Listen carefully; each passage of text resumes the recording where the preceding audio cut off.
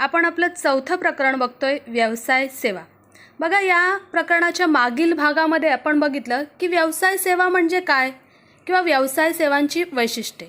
बघा, व्यवसाय करण्यासाठी किंवा व्यवसाय केला जातो, तर व्यवसाय करण्यासाठी व्यवसाय याला ज्या काही आवश्यक घटक असतात किंवा व्यवसायाला जे काही आवश्यक तिथे सेवा लागतात त्या सेवांनाच आपण व्यवसाय सेवा असं म्हणतो, किंवा ज्या सेवांच्या मदतीशिवाय व्यवसायाला आपलं काम करणं तिथे अशक्य आहे त्यालाच आपण व्यवसाय सेवा असं म्हणतो.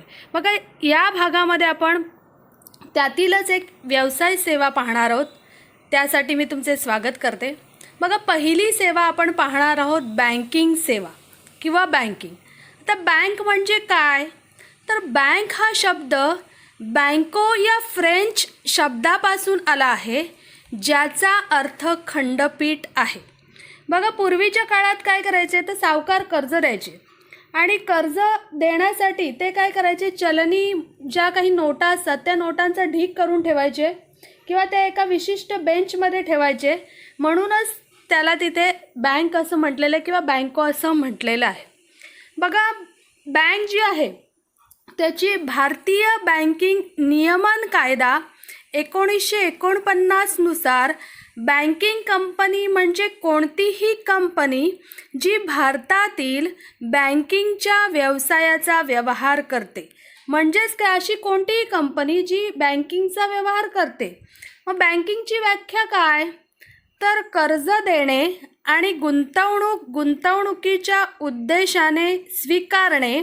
बघा, बँकेमध्ये दोन गोष्टी प्रामुख्याने केल्या जातात. एक तर कर्ज दिलं जातं आणि गुंतवणूक स्वीकारली जाते. लोकांकडून पैसे जमा करणे, मागणीवर किंवा अन्यथा परतफेड करणे आणि धनादेश, मसुदा आणि ऑर्डरद्वारे किंवा अन्यथा पैसे काढणे योग्य असे परिभाषित केले आहे.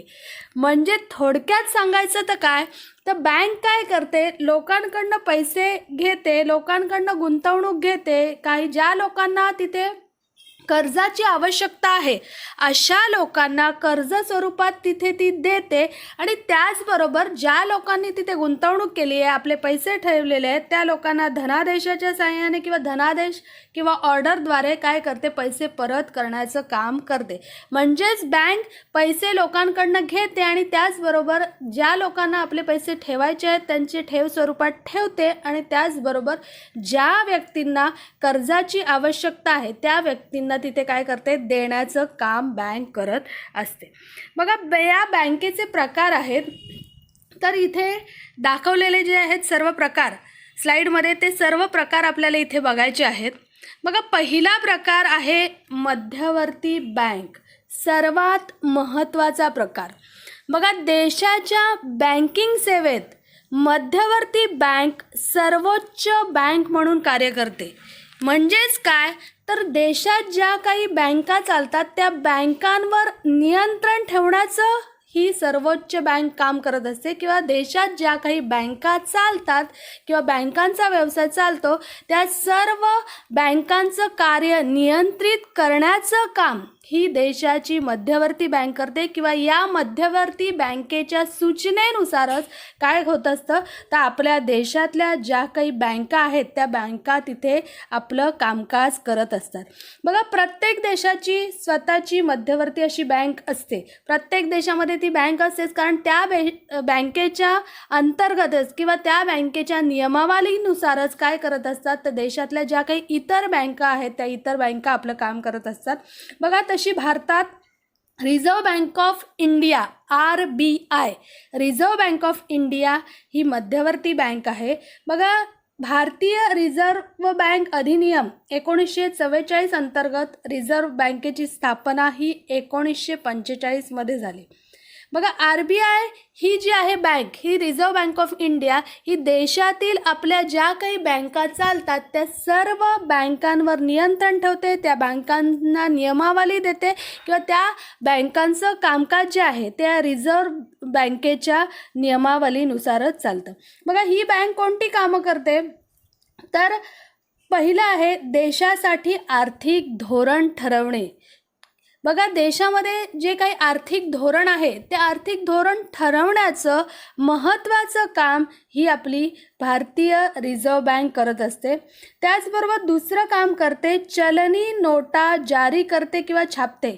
नोटांची छपाई किती करायची आहे, आपल्याला किती आवश्यक आहेत, म्हणजे अशा नोटांची छपाई करण्याचं काम इथे ही रिझर्व्ह बँक ऑफ इंडिया करत असते. त्याचबरोबर सरकारची आणि सरकारसाठी बँकर म्हणून ती काम करते. बघा, सरकारची आणि सरकारसाठी म्हणजेच काय, ही जी बँक आहे ती आपल्या देशातील इतर बँकांवर नियंत्रण ठेवते आणि म्हणूनच तिला सरकारची बँक असं म्हटलेलं आहे की ज्या काही देशातील इतर बँका आहेत त्या बँकांचं जे काही कामकाज आहे त्या कामकाजावर नियंत्रण ठेवण्याचं काम ही मध्यवर्ती बँक करत असते आणि म्हणूनच तिला सरकारची बँक म्हणून म्हटलेलं आहे. आणि भारतातील व्यावसायिक आणि इतर बँकांची शिखर बँक म्हणून काम करते.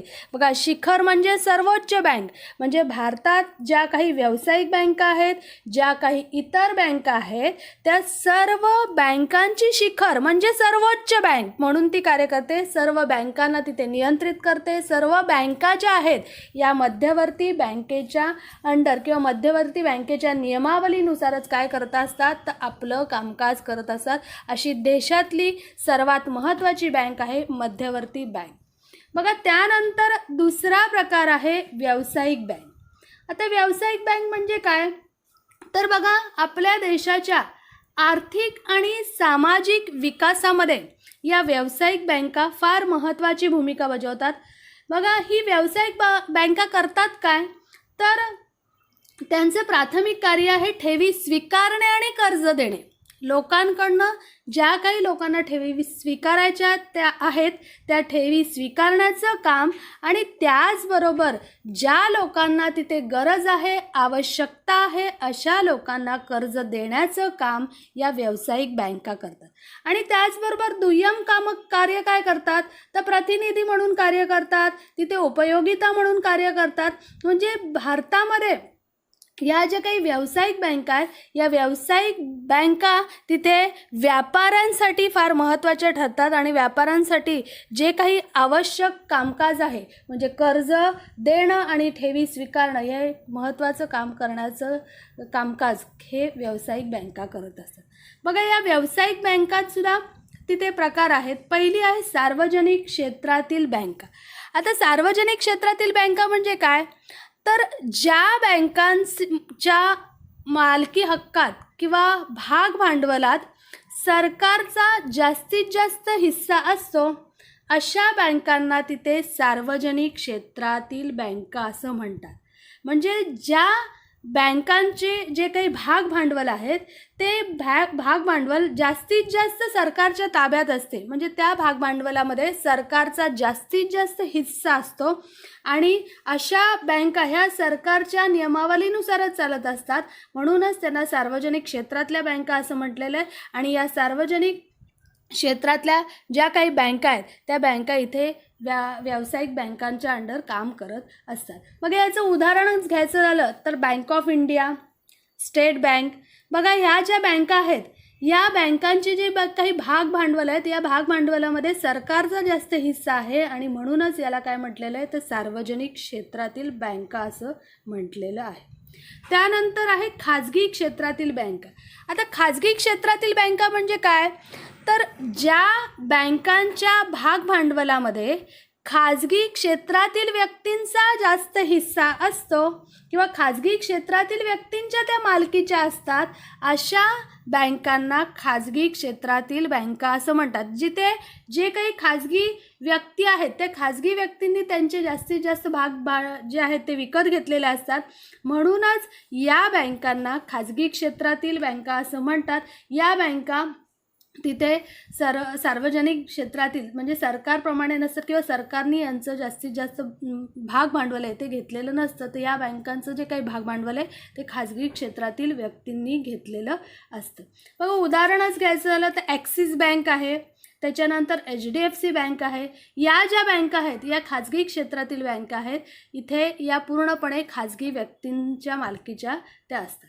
त्यानंतर पुढचा प्रकार आहे परदेशी बँका. आता परदेशी बँका बघा, ज्या बँकांची नोंदणी ही परदेशात झालेली असते आणि ज्यांचे मुख्य कार्यालय आहे ते परदेशात असते.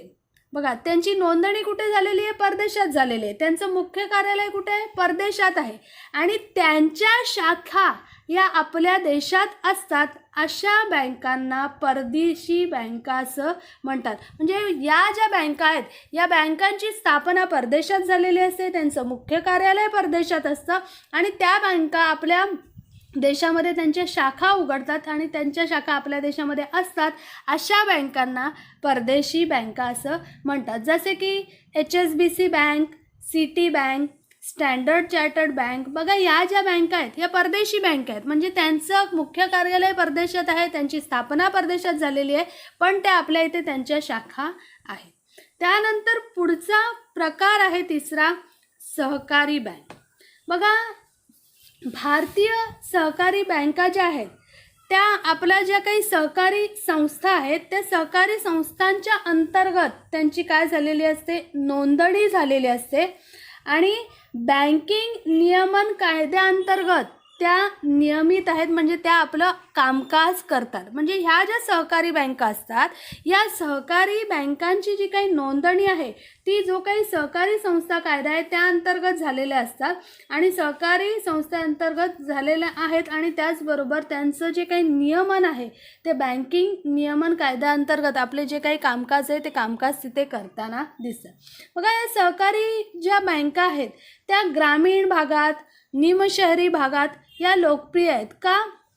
तर इथे बघा, जे या बँका आहेत ते या बँकांचं मुख्य उद्दिष्ट असतं की आर्थिकदृष्ट्या जे काही मागासलेले लोक आहेत, त्याचबरोबर शेतकरी आहेत, त्याचबरोबर लघुउद्योग आहेत, अशा व्यक्तींना तिथे पुरवठा करण्याचं काम, जे काही पतपुरवठा आहे तो पतपुरवठा, भांडवल पुरवठा करण्याचं काम या सहकारी बँका करतात. म्हणून या सहकारी बँका ज्या आहेत त्या ग्रामीण भागामध्ये किंवा निमशहरी भागामध्ये आपल्याला प्रसिद्ध असलेल्या दिसतात. म्हणजे या सहकारी बँका या ज्या काही आर्थिकदृष्ट्या म्हणजे ज्यांच्याकडे तिथे आर्थिकदृष्ट्या पाठबळ नाही आहे अशा व्यक्तींना तिथे भांडवल देण्याचं काम या सहकारी बँका करतात. बघा, याच्यामध्ये पुन्हा 3 आहेत, प्राथमिक पतसंस्था, जिल्हा मध्यवर्ती सहकारी बँका आणि राज्य सहकारी बँका. मग आपण इथे बघा पहिली सर्वात तिसरी आहे ती बघू, राज्य सहकारी बँका. आता राज्य सहकारी बँका म्हणजे काय? तिच्या नावातच आहे. ही जी बँक आहे ही राज्य स्तरावर कार्यरत आहे. म्हणजे प्रत्येक राज्याची ही राज्य सहकारी बँक असते आणि ही जी बँक आहे ही बँक काय करते तर राज्य स्तरावर काम करते आणि ही बँक जी आहे ती या 2 बँकांवर आपलं नियंत्रण ठेवते. म्हणजे राज्य सहकारी बँक ही जिल्हा मध्यवर्ती सहकारी बँकेला तिथे जे काही अर्थसहाय्य ते करते आणि त्याचबरोबर ही जिल्हा बँक ही प्राथमिक पतसंस्थेला आपलं जे काही सहकार्य आहे किंवा भांडवल पुरवठा आहे ते करण्याचं काम करत असते. म्हणजे राज्य सहकारी बँक ही राज्य स्तरावर कार्यरत असते आणि ती राज्य सहकारी बँक ही जिल्हा मध्यवर्ती सहकारी बँक आणि प्राथमिक पतसंस्था या दोघांना तिथे अर्थपुरवठा करण्याचं काम करत असते. मग त्याचबरोबर दुसरं आपण बघतोय जिल्हा मध्यवर्ती सहकारी बँक. आता जिल्हा मध्यवर्ती सहकारी बँक ही कशासाठी कार्यरत असते तर बघा, इथे पुन्हा त्याच्या नावातच आहे की जिल्हा मध्यवर्ती. म्हणजे प्रत्येक जिल्ह्याच्या ठिकाणी किंवा प्रत्येक जिल्ह्याची अशी ही जिल्हा स्तरावर कार्यरत असणारी जिल्हा मध्यवर्ती सहकारी बँक आहे. पुन्हा इथे जे काही त्या जिल्ह्याच्या ठिकाणची तिथे लोक असतील, शेतकरी असतील, लघुउद्योग असतील, अशा व्यक्तींना तिथे काय करते तर ही जी बँक आहे ती पतपुरवठा करण्याचं काम करत असते. आणि त्याचबरोबर पहिला प्रकार आहे प्राथमिक पतसंस्था बँक. बघा, प्राथमिक पतसंस्था म्हणजे काय तर प्रत्येक ठिकाणच्या ग्रामीण भागामध्ये त्या ठिकाणच्या जे काही तिथे आर्थिकदृष्ट्या दुर्बल लोक असतील किंवा जी काही व्यक्ती असतील त्यांनी त्या संस्था स्थापन केलेल्या असतात. कशासाठी पुन्हा तर तेथील जे काही शेतकरी आहे, तिथे जे काही लघुउद्योग आहेत, मग अशा तिथे व्यक्तींना तिथे कर्ज उपलब्ध झालं पाहिजे. म्हणजे ह्या ज्या तिथे प्राथमिक पतसंस्था आहेत, या प्राथमिक पतसंस्था या छोट्या खेडेगावापुरतं किंवा छोट्याशा गावापुरतं तिथे त्या मर्यादित असतात. त्यांचा काही मोठा असा विस्तार नसतो आणि त्या गावातील व्यक्तींना किंवा त्या गावातील जे काही तिथे सदस्य असतील की त्या व्यक्तींना तिथे अर्थसहाय्य करण्याचं काम या प्राथमिक पतसंस्था करत असतात. म्हणजे प्राथमिक पतसंस्थेला जिल्हा मध्यवर्ती सहकारी बँकेकडून अर्थसहाय्य मिळतं आणि जिल्हा मध्यवर्ती सहकारी बँकेला राज्य सहकारी बँकेकडून तिथे अर्थसहाय्य मिळतं. म्हणजे राज्य सहकारी बँकेचे जे काही नियमन आहेत त्याच्या अंतर्गतच काय होत असतात, तर जिल्हा मध्यवर्ती बँका आणि प्राथमिक पतसंस्था आपलं कार्य करत असतात. त्यानंतर पुढील प्रकार आहे औद्योगिक विकास बँक. मग आता औद्योगिक विकास बँक ह्याच्या नावातच आहे उद्योगधंद्यांचा विकास करण्यासाठी. बघा, ह्या ज्या काही बँका आहेत त्या बँका तिथे मध्यम किंवा दीर्घ मुदतीचं जो काही कर्ज आहे, जो काही निधी आहे, तो निधी देण्याचं काम या औद्योगिक विकास बँका करतात. म्हणजे उद्योगधंद्यांचा विकास तिथे झाला पाहिजे किंवा उद्योगधंदे चालू आहेत त्यांना आपल्या विस्तारीकरणासाठी तिथे जर भांडवल आवश्यक असेल तर अशा वेळेला या ज्या काही औद्योगिक विकास बँका आहेत, या औद्योगिक विकास बँका अशा व्यवसायांना, अशा उद्योगधंद्यांना अर्थसहाय्य करताना आपल्याला तिथे दिसतात. बघा, याच्यामध्ये तिथे महाराष्ट्र राज्य वित्तीय महामंडळ आहे याचं उदाहरण. त्याचबरोबर IFCI म्हणजे काय, industrial finance corporation of India. म्हणजे या ज्या काही 2 बँका आहेत, या बँका काय करतात, तर जे काही उद्योग आहेत त्या उद्योगधंद्यांना तिथे जर औद्योगिक विकास करायचा आहे तर औद्योगिक विकास करण्यासाठी या बँकांअंतर्गत जो काही निधी आहे तो निधी पुरविला जातो. बघा, ह्या बँकांची जी काही कार्य आहेत त्यातलं पहिलं आहे विस्तार आणि आधुनिकीकरणाच्या उद्देशाने व्यवसाय संस्थांना मध्यम व दीर्घकालीन निधीची तरतूद करणे. बघा, जे काही उद्योगधंदे आहेत त्या उद्योगधंद्यांचा विस्तार करायचा आहे, त्या उद्योगधंद्यांमध्ये आधुनिकीकरण आणायचं आहे, त्या उद्योगधंद्यांमध्ये नवनवीन तंत्रज्ञान वापरायचं आहे. मग ह्या उद्देशाने त्या व्यवसाय संघटनांना काय केलं जातं, तर मध्यम आणि दीर्घ मुदतीचा जो काही निधी आहे तो निधीची तिथे तरतूद करून दिली जाते. त्याचबरोबर दुसरं कार्य आहे सार्वजनिक मर्यादित कंपन्यांनी जारी केलेल्या समभागांची खरेदी करणे. बघा, ज्या काही सार्वजनिक मर्यादित कंपनी आहेत त्या कंपन्या तिथे स्थापन होताना जे काही भाग वितरित करतात तेव्हा त्या भागांची तिथे खरेदी करण्याचं काम, जर त्यांचे भाग तिथे विकले गेले नसतील तर अशा ज्या काही व्यवसाय संघटना आहेत ज्या सार्वजनिक मर्यादित अंतर्गत स्थापन झालेल्या आहेत आणि त्यांच्या भागांची तिथे खरेदी करण्याचं काम या औद्योगिक विकास बँका करतात. आणि त्याचबरोबर कर्जरोख्या आणि बंधपत्रे यांचीसुद्धा खरेदी करण्याचं काम या बँका करतात. त्यानंतर पुढचा प्रकार आहे विनिमय बँका. बघा, विनिमय बँका ज्या आहेत या विनिमय बँका जे काही परकीय व्यापार आहे त्या व्यापार व्यवहारास वित्त पुरवठा करण्याचं काम या विनिमय बँका करतात. म्हणजेच काय, तर या जेव्हा परकीय व्यापार केला जातो तेव्हा परकीय व्यापार करताना परकीय चलन फार महत्त्वाचं असतं. मग या परकीय चलनाचा जो काही व्यवहार आहे, परकीय म्हणजे बाहेरचं चलन, तर या बाहेरच्या परकीय चलनाचा जो काही व्यवहार आहे तो व्यवहार सुलभ रीतीने किंवा सोपा करण्यासाठी आपल्याला या विनिमय बँका तिथे महत्त्वाच्या ठरत असतात. बघा, या विनिमय बँकांची उदाहरणं आहेत बँक ऑफ टोकियो, त्याचबरोबर बार्क्लेज बँक. बघा, या ज्या बँका आहेत त्या बँका जे काही परकीय व्यापार केला जातो त्या परकीय व्यापाराच्या प्रक्रियेला सुलभ करण्यासाठी जे काही परकीय चलनाचे व्यवहार आहेत ते परकीय चलनाचे व्यवहार अगदी सोप्या रीतीने करून देण्याचं काम करतात. मग त्याच्यामध्ये ते काय करतात, तर पहिलं आहे परदेशी व्यापार व्यवहारांना वित्तपुरवठा. जे काही परदेशी व्यापार व्यवहार आहेत त्या व्यवहारांना भांडवल पुरवठा फार महत्त्वाचा आहे, वित्तपुरवठा फार महत्त्वाचा आहे. आणि तो वित्तपुरवठा करण्याचं काम या विनिमय बँका करतात. त्याचबरोबर दुसरं काम करतात पतपत्र देणं. जे काही पतपत्र आहे त्या व्यवसाय करणाऱ्यांना अशा पद्धतीचं जे काही पतपत्र आहे ते पतपत्र देण्याचं काम तिथे या विनिमय बँका करतात. त्यानंतर विनिमय बिलाची सूट, जे काही त्यांचा व्यवहार आहे त्या बिलामध्ये सूट त्यांना मिळवून देण्याचं काम या बँका करतात. आणि त्याचबरोबर त्यांना मिळणारा जो काही लाभांश आहे, त्यांना मिळणारा जो व्याज आहे, त्यांना मिळणारा जो नफा आहे तो त्यांच्या खात्यावर जमा करण्याचं कामसुद्धा या विनिमय बँका करतात.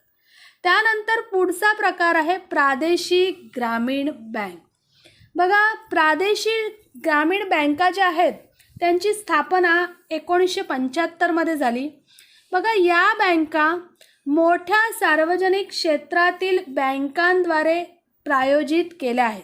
म्हणजे सार्वजनिक क्षेत्रातील ज्या काही मोठ्या बँका आहेत त्यांनी यांची प्रयोजन केलेलं आहे किंवा त्यांनी याची निर्मिती केलेली आहे.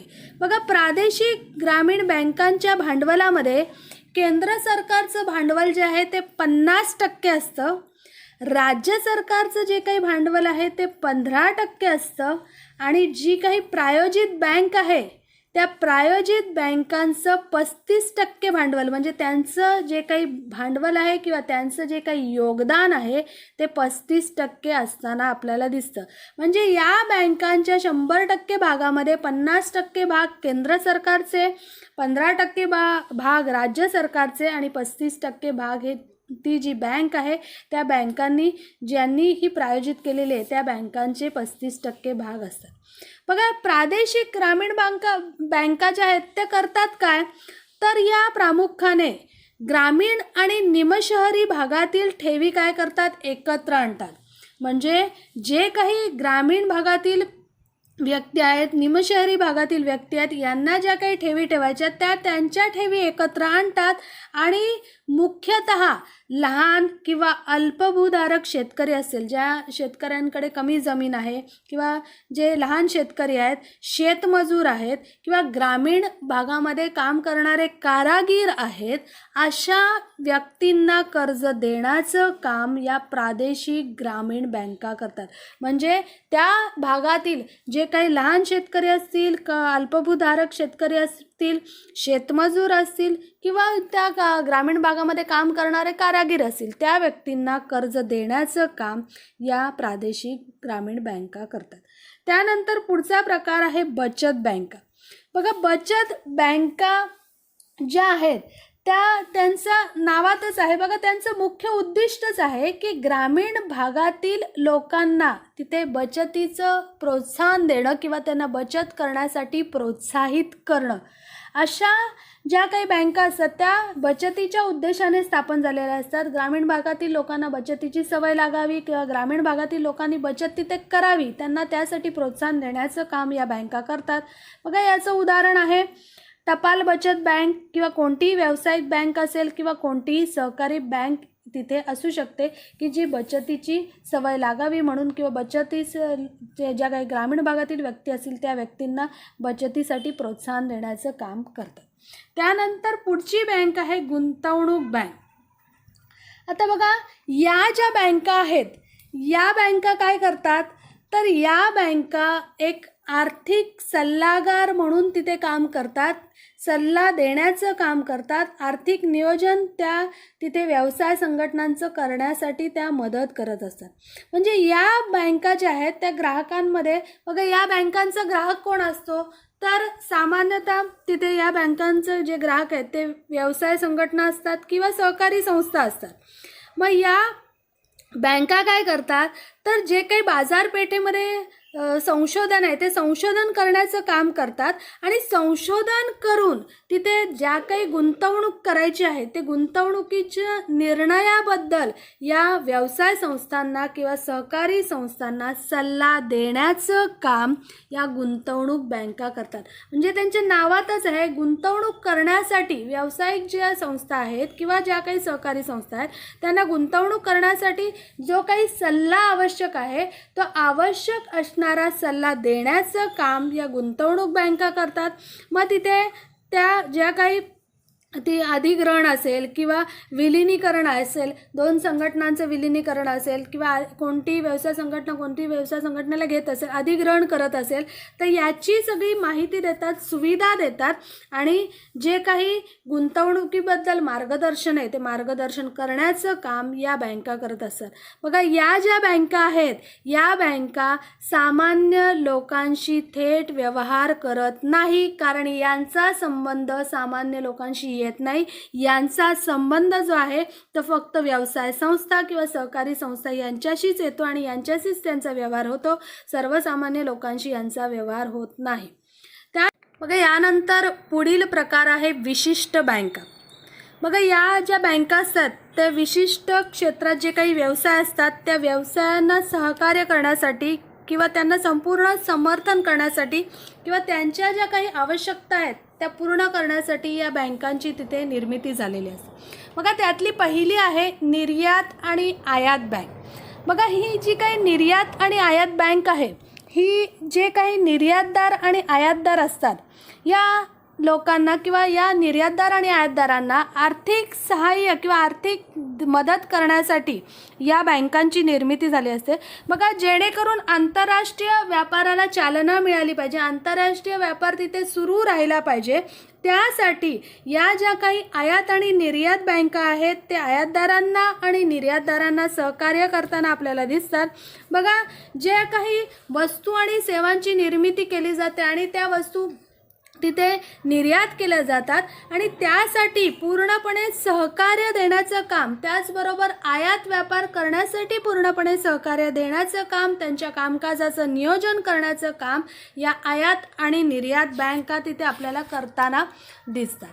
त्यानंतर पुढील बँक आहे भारतीय लघुउद्योग विकास बँक, सिडबी.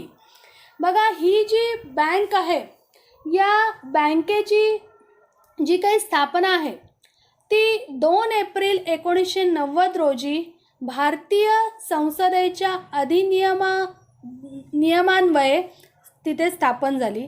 बघा, ही जी बँक आहे ही कशासाठी स्थापन झाली तर जे काही सूक्ष्म, लघु आणि मध्यम स्वरूपाचे उद्योग आहेत या उद्योगधंद्यांना तिथे या उद्योगधंद्यांचा विकास झाला पाहिजे, या उद्योगधंद्यांची स्थापना झाली पाहिजे.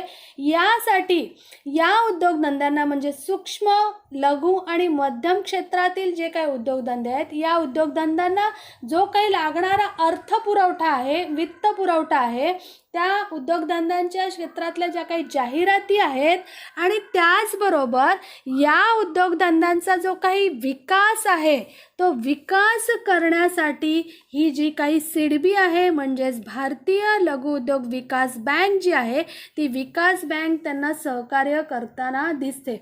म्हणजे जे काही ग्रामीण भागातील सूक्ष्म, लघु आणि मध्यम उद्योग आहेत या उद्योगांचा तिथे विकास झाला पाहिजे, या उद्योगांना चालना मिळाली पाहिजे, त्यासाठी अशा पद्धतीने ही जी काही सिडबी आहे ती पूर्णपणे त्यांना तिथे अर्थसहाय्य करण्याचं काम करत असते. त्यानंतर पुढची आहे राष्ट्रीय कृषी व ग्रामीण विकास बँक. बघा, ही जी काही राष्ट्रीय कृषी व ग्रामीण विकास बँक आहे ती तिथे नावाप्रमाणेच कृषी व ग्रामीण क्षेत्राला वित्त पुरवठा करणारी सर्वोच्च बँक आहे. म्हणजे जे काही ग्रामीण भागातील उद्योग आहेत, जे काही कृषी क्षेत्रातील जे काही घटक आहेत तिथे त्या घटकांना सहकार्य करण्यासाठी, त्या घटकांना मदत करण्यासाठी राष्ट्रीय कृषी व ग्रामीण विकास बँक म्हणजेच नाबार्ड म्हणजेच National Bank of Bank for Agriculture and Rural Development. ही जी बँक आहे त्या बँकेची स्थापना तिथे शासनाने केलेली आहे. म्हणजे जे काही कृषी क्षेत्रातील की शेतकरी असतील किंवा ग्रामीण भागातील जो काही विकास असेल त्या ग्रामीण भागाच्या विकासासाठी ही जी बँक आहे ही बँक अल्पमुदतीची किंवा दीर्घ मुदतीची दोन्हीही तिथे कर्ज पुरवठा करण्याचं काम करते. या बँकेचा तिथे उद्देशच आहे की जे काही ग्रामीण भाग आहे त्या ग्रामीण भागाचा विकास झाला पाहिजे, ग्रामीण भागाचं योग्य नियोजन झालं पाहिजे आणि ग्रामीण भागातील जो काही कृषी क्षेत्र आहे त्या कृषी क्षेत्राचा विकास करण्यासाठी ही जी काही बँक आहे ती सहकार्य करताना आपल्याला दिसते. त्यानंतर पुढील तिथे आहे बँकांचा प्रकार. आपल्याला त्याला म्हणता येणार तर बँकांची जी काही नवीन प्रारूप आहे, नवीन रूप आहे ते आपल्याला तिथे म्हणता येईल. बघा याच्यामध्ये ही जी काही बँक असते ही बँक बिगर बँकीय वित्तीय कंपनी असते. म्हणजे ही याची तिथे जी काही स्थापना आहे ती स्थापना बिगर बँक वित्तीय संस्था किंवा वित्तीय कंपनी म्हणून झालेली असते. मग ही लघुवित्त जी बँक आहे या बँकेला तिथे जे काही लहान आर्थिक बँक परवाना असलेल्या बँका आहेत त्या बँका तिथे ठेवी व कर्ज देण्याची मूलभूत बँकिंग सेवा प्रदान करतात. म्हणजे या बँकांचा उद्देश काय आहे तर इतर बँकांकडून ज्यांना सेवा दिल्या जात नाही किंवा इतर बँका ज्या व्यक्तींपर्यंत पोहोचत नाही अशा व्यक्तींना, अशा ग्रामीण भागातील लघु उद्योगांना, शेतकऱ्यांना, सूक्ष्म तिथे किंवा लघु उद्योग असतील त्या उद्योगांना, त्याचबरोबर जे काही असंघटित क्षेत्रातील घटक असतील म्हणजे बघा जिथे बँकच पोचलेली नाही आहे किंवा ज्या व्यक्तींना बँकांच्या सेवाच मिळत नाही आहे अशा क्षेत्रात तिथे ज्या लघु उद्योग असतील, शेतकरी असतील अशा व्यक्तींना अर्थपुरवठा, कर्ज पुरवठा करण्याचं काम या बँका करत असतात. बघा या ज्या वित्तीय कंपन्या असतात या वित्तीय कंपन्या तिथे अशा पद्धतीचं कार्य करतात. ज्या बिगर बँकिंग वित्तीय कंपन्या असतात तिथे अशा पद्धतीचं कार्य करतात. त्या भागातील ग्रामीण भागातील लोकांना, लघु उद्योगांना आणि तिथे जे काही शेतकरी असतील त्या शेतकऱ्यांना कर्ज पुरवठा करण्याचं काम करत असतात. बघा या ज्या बँका आहेत त्या बँकांची जाहिरात एकतर व्यक्ती किंवा कॉर्पोरेट किंवा ट्रस्ट किंवा सोसायट्यांद्वारे केली जाऊ शकते. म्हणजे जे काही तिथे आहेत ते कॉर्पोरेट क्षेत्रात किंवा एखादी व्यक्ती काय करू शकते अशा बँकांची तिथे जाहिरात करू शकते. मग या ज्या बँका आहेत त्या बँका जो काही कंपनी कायदा 2013 आहे त्या अंतर्गत काय करू शकतात तर आपल्या या संघटनेची स्थापना करू शकतात आणि सार्वजनिक मर्यादित कंपन्या म्हणून त्यांची स्थापना तिथे केली जाऊ शकते. बघा या ज्या बँका आहेत त्या बँकांचं जे काही संचलन आहे किंवा नियमन जे आहे ते भारतीय रिझर्व्ह बँक ऑफ इंडिया कायदा 1944 अंतर्गतच होतं. म्हणजे या बँकांचं जे काही कामकाज आहे ते रिझर्व्ह बँकेने जे काही नियम घालून दिलेले आहेत किंवा बँकिंग जो काही नियमन कायदा आहे, बँकेचा जो काही कायदा आहे 1949 त्या अंतर्गतच या बँकांना तिथे कामकाज करावं लागतं. बघा या बँकांसाठी कोणतेही असे क्षेत्रीय निर्बंध नाहीत. ते तिथे काय करू शकतात ग्रामीण भागातील व्यक्ती किंवा निमशहरी भागातील व्यक्तींच्या बचतीसाठी चालना देऊ शकतात आणि त्यांना जो काही अर्थपुरवठा आहे तो अर्थपुरवठा करण्याचं काम ते करू शकतात. बघा या लघुवित्त बँक ही जी काही लघुवित्त बँक आहे या लघुवित्त बँकेची उद्दिष्ट काय आहेत तर ही पहिलं उद्दिष्ट आहे लोकसंख्येच्या संरक्षित व अधोरेखित विभागासाठी बचतीची तरतूद. बघा पहिलं उद्दिष्ट आहे की त्या ग्रामीण भागातील जी काही लोकसंख्या आहे त्या लोकसंख्येला संरक्षित करणं, त्यांना अधोरेखित करणं आणि त्या विभागासाठी जी काही बचतीची तरतूद आहे ती बचतीची तरतूद करण्याचं काम या लघुवित्त बँका करताना आपल्याला दिसतात. आणि दुसरं उद्दिष्ट आहे छोट्या उद्योगांना लहान आणि सीमांत शेतकरी, सूक्ष्म आणि लघु उद्योगांना जे काही आणि असंघटित क्षेत्र आहेत अशा क्षेत्रांना पतपुरवठा म्हणजेच भांडवल पुरवठा म्हणजेच त्यांना वित्त पुरवठा करण्याचं काम या लघु वित्त बँका करतात. म्हणजे बँकांच्या नवीन प्रारूपामध्ये जी काही लघु वित्त बँक येते, ही लघु वित्त बँक जे काही त्या ग्रामीण भागातील छोटे उद्योग असतील, लहान शेतकरी असतील, सूक्ष्म उद्योग असतील किंवा असंघटित क्षेत्र असतील अशा क्षेत्रांना पतपुरवठा करण्याचं काम या बँका करताना आपल्याला दिसतात. बघा याची उदाहरणं आहेत जन small finance bank, Equitas small finance bank अशी याची उदाहरणं आहेत. त्याच्यामध्ये दुसरा प्रकार आहे पेमेंट बँक. आता पेमेंट बँक बघा काय आहे तर हे नवीन बँकेचं प्रारूप आहे. बघा रिझर्व्ह बँक ऑफ इंडियानेच याची संकल्पना आखली आहे, ज्याचं लहान व्यवसाय आणि कमी उत्पन्न असणाऱ्या लोकांना आर्थिक सेवा देणं हे याचं मुख्य उद्दिष्ट आहे. म्हणजे ज्या व्यक्तींचा लहान व्यवसाय आहे आणि ज्यांचं उत्पन्न कमी आहे त्या व्यक्तींना जी काही आर्थिक सेवा लागेल, आर्थिक मदत लागेल, त्या आर्थिक मदत देण्याचं याचं मुख्य उद्दिष्ट आहे. बघा ही बँक इतर बँकांसारखीच जर मोबाईल बँकिंगची सेवा देऊ शकते, रेमिटन्स सर्व्हिसेस देऊ शकते, ATM कार्ड देऊ शकते, नेट बँकिंग सेवा देऊ शकते, जे काही त्यांना इतर सेवा सगळ्या देत आहेत त्या देऊ शकते. पण ही बँक कर्ज आणि क्रेडिट कार्ड ही सेवा देऊ शकत नाही. म्हणजे या बँकांना, पेमेंट बँकांना कर्ज आणि क्रेडिट कार्ड देण्याची परवानगी नाही. म्हणजे या ज्या बँका आहेत त्या काय करू शकतात तर लोकांकडनं ठेवी स्वीकारू शकतात आणि त्यांना सगळ्या सुविधा ज्या पाहिजेत त्या देऊ शकतात. इथे फक्त 1,00,000 रुपयापर्यंतचीच जी काही मागणी ठेव आहे, या ज्या बँका आहेत ती 1,00,000 रुपयापर्यंतच जी काही मागणी ठेव आहे ती मागणी ठेव स्वीकारू शकतात. त्याच्यापेक्षा जास्त ठेव त्या स्वीकारू शकत नाही आणि त्याचबरोबर त्या कर्ज देऊ शकत नाही, क्रेडिट कार्ड देऊ शकत नाही. बघा या पेमेंट बँकांच्या अंतर्गत कोणत्या बँका येतात तर इंडियन पोस्ट पेमेंट बँक, म्हणजे जी काही पोस्टाच्या अंतर्गत चालते ती इंडियन पोस्ट पेमेंट बँक याच्या अंतर्गत येते. ती ठेवी स्वीकारू शकते पण कोणत्याही स्वरूपाचं कर्ज देऊ शकत नाही. जास्तीत जास्त 1,00,000 रुपयापर्यंत तुमची जी काही ठेव आहे ती ठेव ती स्वीकारू शकते पण तुम्हाला कर्ज तिथे ती देऊ शकत नाही. त्याचबरोबर एअरटेल पेमेंट बँक ही सुद्धा आहे जी अशा पद्धतीचं पेमेंट बँक म्हणून कार्य करते. अशा रीतीने ज्या काही बँका आहेत आपल्या या तिथे व्यवसाय सेवांमधील किंवा व्यवसायाला सहाय्य करणाऱ्या घटकांमधील सर्वात महत्त्वाचा घटक आहे बँक. आणि या बँकांची जे काही प्रकार आहेत ती प्रकार आपण इथे अभ्यासलेले आहेत. तुर्तास आपण इथे थांबणार आहोत. तोपर्यंत धन्यवाद. तुम्ही अभ्यास करत राहा आणि आपल्या यशाचा मार्ग मोकळा करा.